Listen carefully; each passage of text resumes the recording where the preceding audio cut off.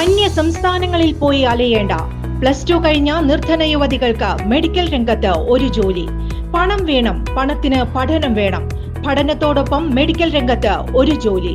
University അംഗീകൃത CTDS കോഴ്സുകൾ, 28 വർഷത്തെ സേവന പാരമ്പര്യവും 10,000 യുവതികൾക്ക് കൈത്തൊഴിലും ഭാവിയും കൈമുതലാക്കി ഉയർത്തിയ വടക്കാഞ്ചേരിയിലെ ഏക സ്ഥാപനം Sreekrishna college for health care and media studies. Ottapalam municipal bus സ്റ്റാൻഡിലെ ശുചിമുറികൾ കഴിഞ്ഞ 3 ദിവസമായി അടഞ്ഞുകിടന്നത് യാത്രക്കാരെ പ്രതിസന്ധിയിലാക്കി.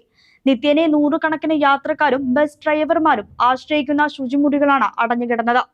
നിത്യേന 100 യാത്രക്കാർ വന്നുപോകുന്ന ഒറ്റപ്പാലം നഗരസഭാ ബസ് സ്റ്റാൻഡിലെ ശുചിമുറികളാണ് കഴിഞ്ഞ 3 ദിവസങ്ങളായി അടഞ്ഞുകിടന്നത്. പുരുഷന്മാർക്കായി 5 ടോയ്ലറ്റുകളും സ്ത്രീകൾക്കായി 3 ടോയ്ലറ്റുകളുമാണ് ശുചിമുറികൾക്കുള്ളിലുള്ളത്. സെപ്റ്റിക് ടാങ്ക് നിറഞ്ഞതും പൈപ്പുകൾ തകരാറിലുമായതും ഉൾപ്പെടെയുള്ള സാങ്കേതിക പ്രശ്നങ്ങൾ മൂലം നടത്തിപ്പുകാർക്ക് ശുചിമുറികൾ പൂട്ടിടേണ്ടി വന്നു. ഇതോടെ വലഞ്ഞത് നിത്യവും ഈ ശൗചാലയങ്ങളെ ആശ്രയിച്ചിരുന്ന കച്ചവടക്കാരും ജീവനക്കാരും അനേകം യാത്രക്കാരുമാണ്. ഒറ്റപ്പാലം മുനിസിപ്പാലിറ്റി ബാത്റൂം അടഞ്ഞിട്ട് രണ്ട് ദിവസമായി. നമ്മളെപ്പോലുള്ള ആണുങ്ങൾക്ക് എവിടെയെങ്കിലും തോന്നിയോർത്ത് ഒഴിക്കാം. സ്ത്രീകൾ എന്ത് ചെയ്യും? എൻ്റെ രാജ്യത്ത് വരുന്ന സ്ത്രീകൾ എന്ത് ചെയ്യും? വലിയ പോവുക ആൾക്കാർ ഇവിടെ അടച്ചിട്ടിരിക്കുകയാണ്. അപ്പോൾ എന്തെങ്കിലും ഒരു പോൻവഴി കാട്ടി ചെയ്യണം. പല രാജ്യത്ത് നിന്ന് വരുന്ന ആൾക്കാർ സ്ത്രീകൾക്കാണ് ബുദ്ധിമുട്ട്. നമ്മൾ പുരുഷന്മാർക്ക് ഒരു കുഴപ്പമില്ല. അത് വേണ്ടമാതിരി മുനിസിപ്പാലിറ്റി അല്ലെങ്കിൽ ആരൊക്കെ ഇതിൻ്റെ ഉദ്യോഗസ്ഥന്മാർ ചെയ്യേണ്ടതാണ്. സാമൂഹ്യദ്രോഹികൾ മദ്യക്കുപ്പികളും മറ്റു മാലിന്യങ്ങളും ശുചിമുറികളിലെ ക്ലോസറ്റുകളിൽ നിക്ഷേപിച്ചു പോകുന്നത് നടത്തിപ്പുകാർക്ക് പലകുറി തലവേദനയാവുകയാണ്.